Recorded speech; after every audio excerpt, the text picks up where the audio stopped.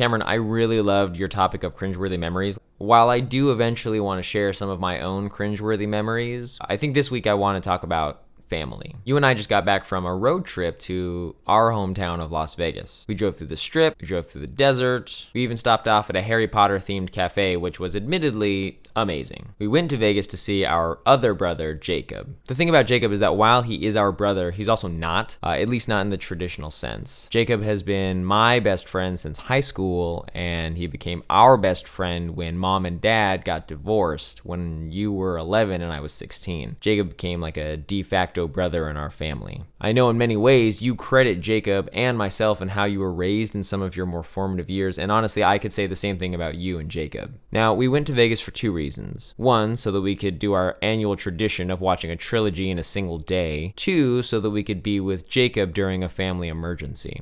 Now, our family has gone through a number of permutations. Jacob was someone who was there for me and our entire family during some of our more difficult times. Jacob understands that friends you choose can also be extensions of your family. Jacob is a great father and someone who is kind and patient and genuinely invested in the welfare of others.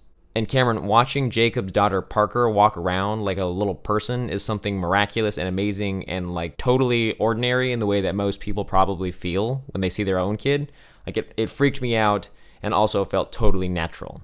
But seeing something that ordinary and that amazing at the same time reminded me that some things are certain in this world and some things, in fact, most things are transient. See, we grew up in Las Vegas, and since then we've moved on to lives in Boston and Reno and Los Angeles. And going home and seeing all the ways that our hometown has changed reminded me that we as people are walking paradoxes. We're simultaneously powerful and fragile.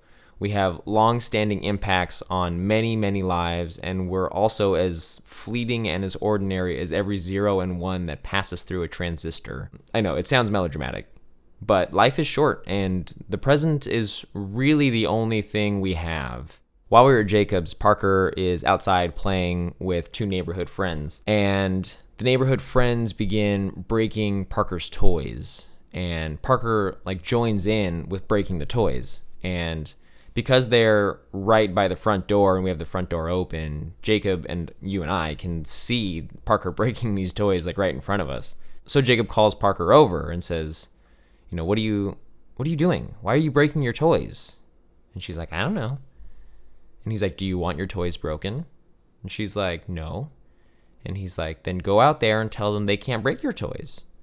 He looked at Parker in the face like she was a grown-up, and he says, you need to be a leader. You need to think for yourself and be independent. You don't have to follow what everyone else is doing just because they're doing it. And the weird thing wasn't that he said something that is somewhat parental sounding. The weird thing was that she listened to him. She didn't ignore his words like they were just a means to the end of the conversation. I'm sure 10 or 15 years from now, when he has that same conversation, she'll be like, I'm over it. I don't care. But she wasn't. In this moment, she hears her dad saying, be yourself and don't follow others. And she's like, okay. She runs outside and she's like, we can't break my toys. We gotta stop breaking my toys. I think we've all had moments where we've been followers in a crowd. It's those moments when we see examples set by the ones we love that allow us to be vulnerable and to think differently. And I think that's why families in all shapes and sizes are so important. Cameron, I love you.